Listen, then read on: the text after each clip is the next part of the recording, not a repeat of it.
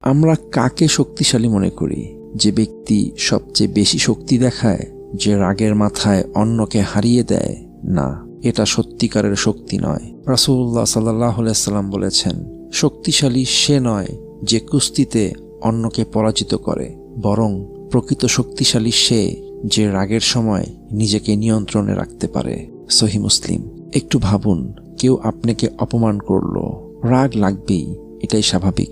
কিন্তু আপনি যদি চুপ থাকেন, আপনি যদি নিজেকে নিয়ন্ত্রণ করেন, তখনই আপনি সত্যিকারের শক্তিশালী। রাগের সময় ধৈর্য ধরুন, নিজেকে নিয়ন্ত্রণ করুন, আর আল্লাহর কাছে উত্তম প্রতিদান আশা করুন। কমেন্ট করুন, আমি ধৈর্য ধরব। শেয়ার করুন, যেন অন্যরাও এই শিক্ষা পায়।